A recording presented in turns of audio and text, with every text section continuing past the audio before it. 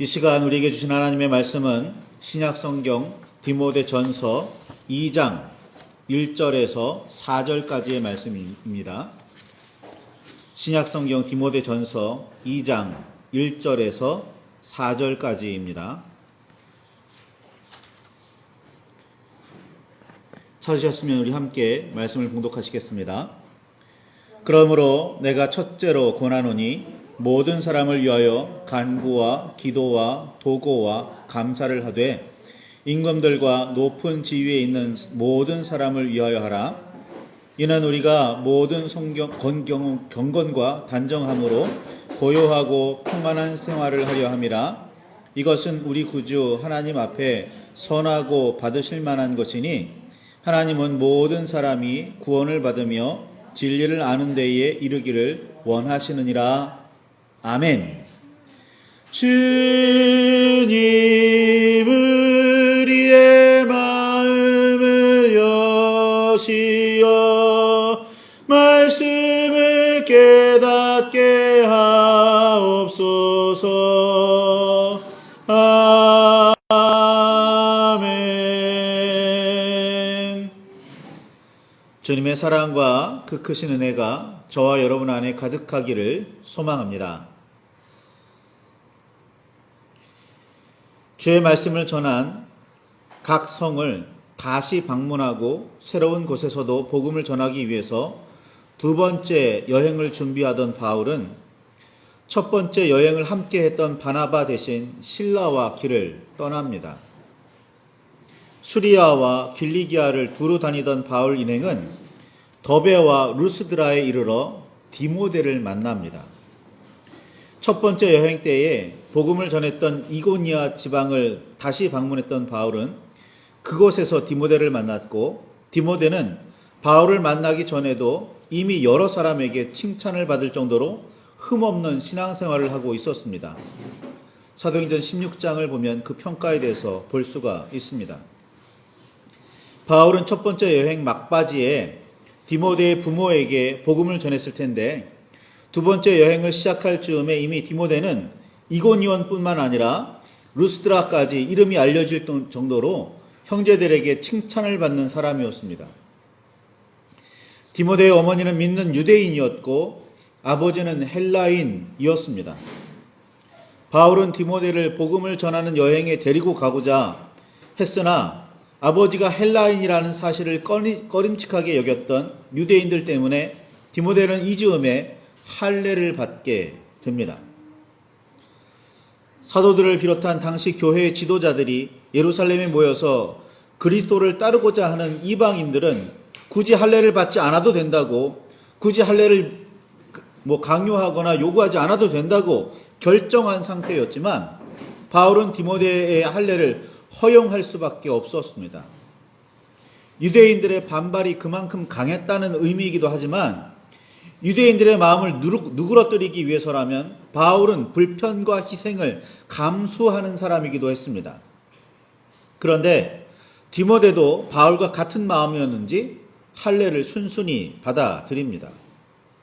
사실 몸의 할례를 받았느냐 아니냐는 그리 중요한 문제가 아니었습니다.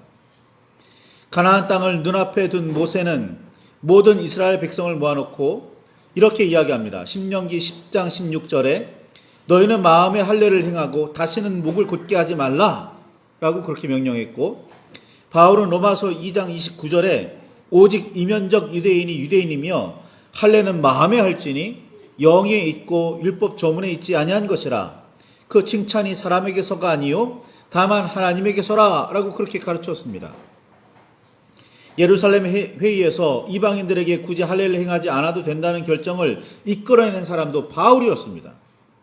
바울은 할례가 필요하지 않다는 사실을 누구보다 더 잘 알고 있었습니다. 디모데도 바울을 통해 잘 알고 있었으리라 생각합니다. 그런데 바울도 그렇고 디모데도 그렇고 할례를 받아들입니다. 바울이나 디모데에게는 그리 중요하게 생각되지 않던 그런 할례였지만 유대인들에게 반감을 살 만한 일을 삼가하려고 마음을 쓰고 있기도 했다는 증거입니다. 또 나 하나만 불편하면 되고 나 하나만 희생하면 된다는 단순하지만 대단히 위대한 결단이기도 했습니다. 바울은 이 부분에 관해서 고린도전서 9장 22절에 내가 여러 사람에게 여러 모습이 된 것은 아무쪼록 몇 사람이라도 구원하고자 함이니라 라고 설명합니다. 그렇게 해서 유대인의 마음을 조금이라도 더 얻을 수 있었다면 바울은 사도들까지도 설득했던 너무나도 확실한 자기 주장을 꺾을 줄 알았고 디모데도 할례의 고통과 희생을 기꺼이 감수했습니다. 사실 몸의 할례는 받아도 그만 안 받아도 그만입니다. 문제는 마음에 있습니다. 그렇지만 사도 바울은 그것을 몸의 할례를 받아들입니다. 겉으로만 그럴듯해서는 마음과 영을 속속들이 살피시는 하나님을 속일 수 없다는 사실도 알았습니다. 그래서 겉모양이 중요하지 않다는 것도 알았습니다. 그러나 어떻게 해서든 유대인의 마음을 더 얻을 수 있다면 자신의 고집을, 자신의 주장을 꺾고 그리고 자신의 희생을 감수합니다. 바울이나 디모데나 더 많은 사람에게 더 효과적으로 복음이 전해질 수 있다면 어떤 불편과 어려움도 감수하는 사람들이었습니다. 단 복음의 핵심, 믿음의 중심은 굳게 잡고 있습니다. 예배 장소나 방식 등등은 핵심이 아닙니다. 예수님께서는 요한복음 4장 24절에 하나님은 영이시니 예배하는 자가 영과 진리로 예배할지니라 라고 말씀하셨습니다. 영과 진리로 하나님께 예배하느냐가 중요합니다. 교회에 앉아 있어도 마음은 콩밭에 있을 수 있고 몸은 콩밭에 있어도 마음으로 하나님을 경배할 수 있습니다. 어디서 무엇을 하느냐보다 어떤 마음을 품고 있는지가 중요합니다. 몸으로는 간절함을 표현하더라도 마음은 아닐 가능성이 얼마든지 있고 하나님 앞에서 마음이 간절한 사람은 몸으로도 그 간절함이 드러나기 마련이기도 합니다. 열 길 물속은 알아도 한 길 사람 속은 모른다고 안타깝게도 우리는 겉모양으로 판단할 수밖에 없어서 그 진심을 알기란 쉽지 않지만 말입니다. 그래서 종종 목회자들도 겉모양을 가장 중요하게 여기는 엄청난 실수를 저지르기도 합니다. 저가 예배 자리에 나와 있는지, 헌금을 드리기는 하는지, 찬양을 하기는 하는지, 말씀을 선포할 때 졸고 있지는 않는지, 그런 모습이 목회자의 눈에 중요하게 보일 때도 있습니다. 그러나 중요한 건 그 겉모양이 아닙니다. 거칠애로는 하나님을 기쁘시게 하지 못합니다. 바울이나 디모데나 거칠애는 어찌 되었든 하나님 앞에 신실하려고 힘쓰는 사람들이었고 거칠애 때문에 자신의 주장을 꺾어야 하고 엄청난 불편과 희생을 감수해야 하더라도 더 많은 사람에게 온전히 복음을 전하기 위해 인생을 걸고 목숨을 내놓았습니다. 디모데와 함께 여행하며 복음을 전하던 바울은 마케도니아로 떠나면서 디모데를 에베소에 머물게 합니다. 디모데전서 1장 3절에 보면 이 디모데를 떼어놓는 장면이 이야기되고 있습니다.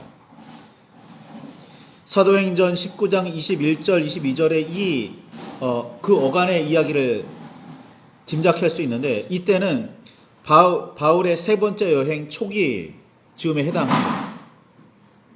바울은 디모데에게 편지를 보내면서 누구든지 내 연소함을 업신여기지 못하게 하고 오직 말과 행실과 사랑과 믿음과 정절에 있어서 믿는 자에게 본이 되어 내가 이를 때까지 읽는 것과 권하는 것과 가르치는 것에 전념하라 라고 그렇게 권면합니다. 디모데전서 4장 12절과 13절의 말씀입니다.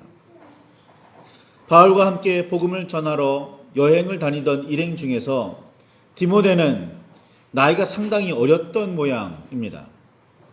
그렇지만 누구보다 분명한 믿음을 가지고 바울처럼 가르칠 수 있는 사람이라고 생각했던지 바울은 디모데를 에베소에 남겨 복음으로 권하며 가르치게 합니다. 나이가 어리다는 사실도 거칠애라 하나님 앞에 그리 중요한 요소는 아니었을지 모르지만 인간적인 기준으로 보면 얼마든지 무시당할 수도 있는 부분이었습니다. 나이가 적은 네가 뭘 알아? 얼마나 배웠다고 그래? 그런데 그런 모든 거칠애보다 중요한 것, 바울이 보기에 디모데는 하나님 앞에 온전히 서 있는 사람이었고, 누구보다 바울을 대신해서 가르칠 만한, 바울을 대신해서 복음을 온전히 전할 만한 사람, 그가 디모데였던 겁니다.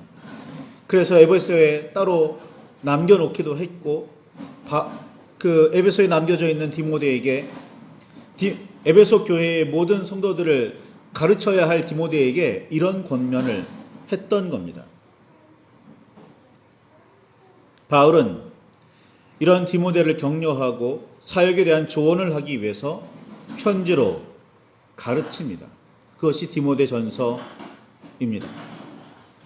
바울은 가장 먼저 디모데 전서 2장 1절과 2절에 이렇게 이야기합니다. 내가 첫 번째 권하노니, 이게 가장 먼저 가장 중요하게 내가 우선 너에게 가장 중요한 것이라고 말하노니, 모든 사람을 위하여 간구와 기도와 도고와 감사를 하되 하나 임금들과 높은 지위에 있는 모든 사람을 위하여 하라 라고 그렇게 말합니다. 보통 이 구절에서 우리가 좀 더 중심 두고 관심을 두었던 구절, 또 혹은 또 많은 설교자들이 풀어 설명하기를 힘썼던 구절이 간구는 뭐고 기도는 뭐고 도고는 뭐고 감사는 뭐냐 라는 거였습니다. 그런데 원어의 뜻을 살펴보면 간구는 뭔가 개인적으로 필요한 것이 있다면 하나님께 구해라, 하나님께 기도해라 라는 뜻이고, 기도는 공공장소, 즉 회당이나 야외에서라도 많은 사람이 모여있는 장소에서 기도를 인도하고 기도를 가르쳐라, 하나님께 나아가라 라는 그런 말이고, 도고는 성도들을 개인적으로 만나서 그를 위해서 기도해 주라는 의미, 중보 기도하라는 의미이고, 감사는 모든 일에 대해서 하나님께 감사하면서 사명을 감당하라는 뜻입니다. 그런데 바울의 이 권면에 있어 가장 중요한 부분은 다른 데 있습니다. 바로 앞부분과 끝부분에 반복되고 있는 이 말, 뭐냐면, 반복되고 있다는 말은 강조한다는 뜻이죠. 이 말은 바로 모든 사람을 위하여 라는 말입니다. 바울을 디모데에게 무엇을 하든 모든 사람을 위하여 하라고 권면합니다. 자신의 영광이나 명예, 부, 성공을 위해서 살지 말라고 합니다. 목회자에게는 꼭 필요한 덕목이지만 동시에 땅끝까지 이르러 예수 그리스도의 증인이 되어야 할 모든 성도에게 반드시 필요한 자세입니다. 뭐요? 자신을 위해서 살지 말고 모든 사람을 위해서 살라는 겁니다. 자신의 영광이나 명예, 부, 성공을 위해서 살지 말라는 겁니다.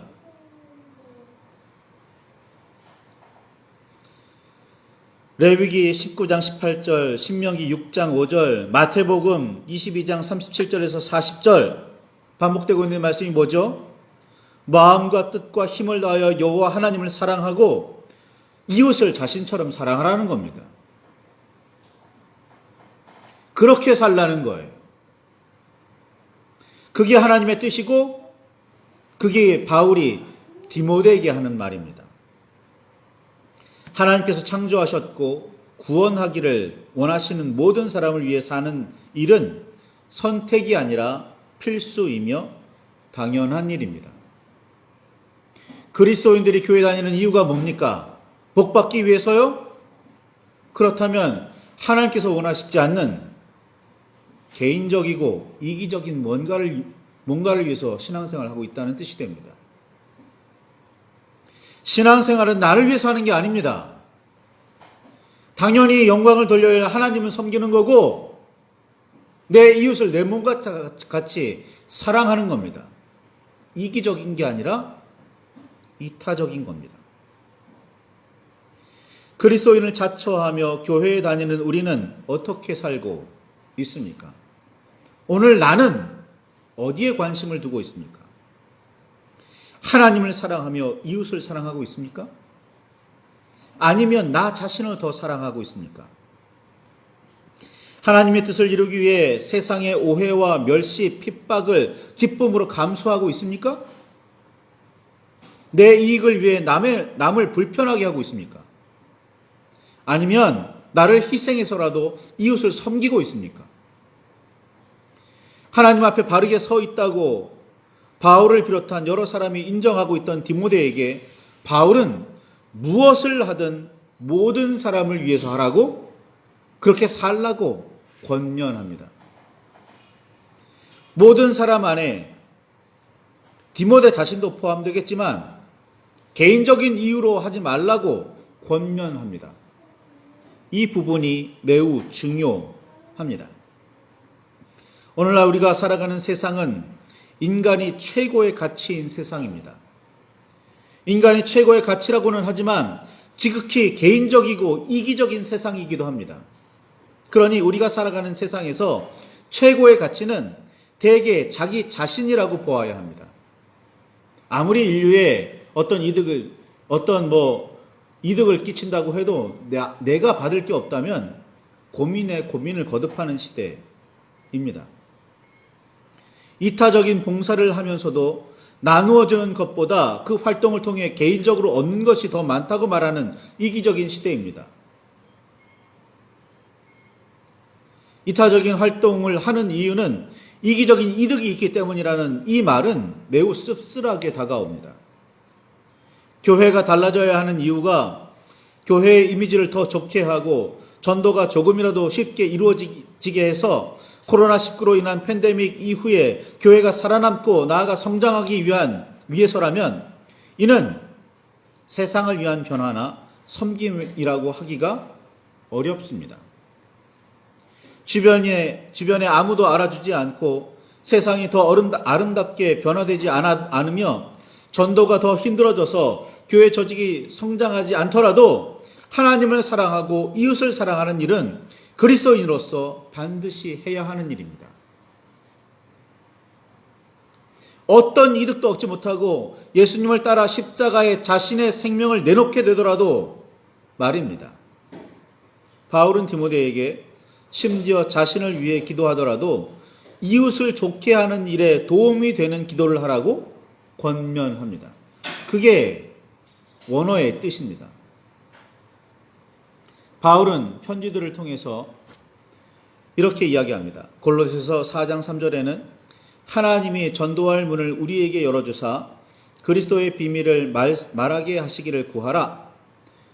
또 데살로니가 후서 3장 1절과 2절에는 주의 말씀이 너희 가운데서와 같이 퍼져나가 영광스럽게 되고 또한 우리를 부당하고 악한 사람들에게서 건지옵소서라고 말하는데, 이게 무슨 말이냐면 바울이 골로새 교회나 데살로니가 교회에 편지를 보내는 마지막에 우리를 위해서 기도해달라 라는 기도를 부탁하는 그 기도 제목입니다. 내 일이 형통하게 해달라, 내 길이 순조롭게 해달라, 내가 명예를 얻고 내가 성공하고 내가 부유롭게 해달라, 그런 기도를 부탁하지 않습니다. 어떻게 기도해요? 무엇을 부탁합니까? 우리가 하나님의 뜻을 바르게 전하고 전도하는 일이 어려움 없게 그 문이 활짝 열리게 기도를 해달라, 그렇게 청합니다.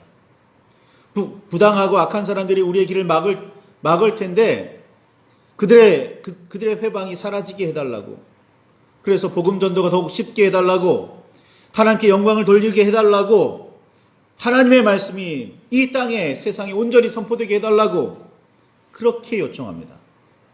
자기 자신을 위한 기도 제목이 아닙니다. 내가 사역자니까, 내가 주님의 말씀을 맡은 사람이니까 나를 건강하게 해달라, 혹은 내가 금전적으로 부족함이 없고 어려움이 없게 해서 활동에 해방되지 않게 해달라, 이게 아닙니다. 무엇을 하든 간에 하나님께 영광이 되고 하나님의 말씀이 온전히 선포되게 해달라고 그렇게 기도 요청을 합니다. 부당하고 악한 사람들에게서 건짐을 받게 해달라는 기도가 이기적인 기도라고 주장한다면 딱히 뭐라고 설명할 말은 없습니다. 하지만 바울은 개인적인 영광이나 이득을 구하지 않았다는 사실, 이것은 분명합니다. 개인적인 영광이나 이득을 구했다면 예수님께서 십자가 위에서 돌아가시는 사건은 벌어지지도 않았을 겁니다. 바울은 모든 사람을 위하여 살라고 디모데에게 권면하면서 디모데전서 2장 2절과 3절에 이는 우리가 모든 경건과 단정함으로 고요하고 평안한 생활을 하려 함이라 이것이 우리 구주 하나님 앞에 선하고 받으실 만한 것이니 라고 그렇게 말합니다. 하나님 앞에서 모든 사람을 위하여 사는 사람이 얻을 이득이 있다면 그것은 바로 모든 경건과 단정함으로 고요하고 평안한 생활을 하는 것, 그것입니다. 명예와 부와 성공이 아닙니다. 더구나 이마저도 자신을 위한 덕이 아니라, 자신을 위한 것이 아니라 하나님 앞에 선하고 받으실 만한 것이라고 덧붙였습니다. 하나님께서 선하게 여기시느냐? 하나님께서 받으실 만한 것이냐? 하나님께서 기뻐하시느냐? 이것이 바울에게 있어서 그 무엇보다 중요했습니다. 나아가 바울은 디모데전서 2장 4절 끝부분에 하나님은 모든 사람이 구원을 받으며 진리를 아는 데에 이르기를 원하시느니라 라고 말합니다. 요한은 요한복음 3장 16절과 17절에 이렇게 말합니다. 하나님이 세상을 이처럼 사랑하사 독생자를 주셨으니 이는 그를 믿는 자마다 멸망하지 않고 영생을 얻게 하려 하심이니라. 하나님이 그 아들을 세상에 보내신 것은 세상을 심판하려 하심이 아니요 그로 말미암아 세상이 구원을 받게 하려 하심이라 라고 말입니다. 하나님께서는 세상을 구원하기 위해서 그 독생자를 이 땅에 보내셨다는 겁니다.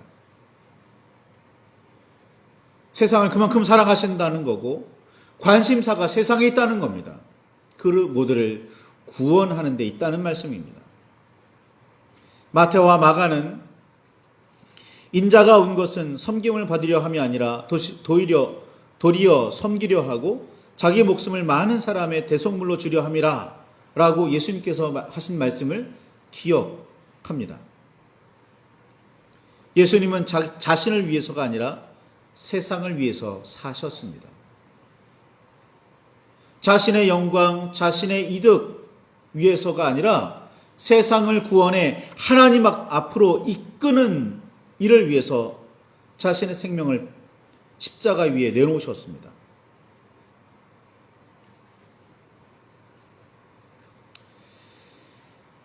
제자들의 발을 씻어주시는 이야기가 요한복음 13장에 등장하는데 이렇게 제자들의 발을 씻어주시면서는 내가 너희에게 행한 것 같이 너희도 행하게 하려 하여 본을 보여노라 라고 말씀하십니다. 단지 발을 씻어주는 일만이 아니라 그렇게 이웃을 사랑하고 형제를 사랑해라. 이것이 예수님의 메시지, 가르침입니다.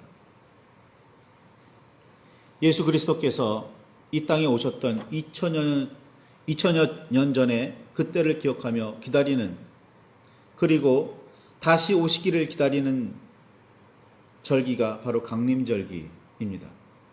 오늘이 그 강림절기 첫 주일입니다. 성탄을 맞이하는 이 기간에 특히나 더 주님께서 이 땅에 오신 이유를 깊이 묵상하시기를 바랍니다. 자신이 아니라 이웃을 위해 살았던 바울을 기억하시기를 바랍니다. 바울이 디모데에게 모든 사람을 위하여 살라고 했던 권면을 마음에 새기시길 바랍니다. 그리고 한번 생각해 보시길 바랍니다. 나는 오늘 지난 한 주간 무엇을 위해서 살았는지, 다른 사람을 위해서 살았다고 말할 수 있는지, 아니 일주일 내내는 아닐지라도 뭐 단 한 시간이든지 단 하루라도 타인을 위해서 온전히 살았는지 말입니다. 예수님께서는 세상을 위해서 이 땅을 살았고, 바울도 세상을 하나님께로 이끌기 위해서 살았습니다. 그것이 세상에 주는 가장 큰 복이라고, 좋은 복이라고 생각했기 때문입니다. 그렇게 믿었기 때문이에요. 바울은 디모데에게도 권면합니다. 이웃을 위해서 살으라고.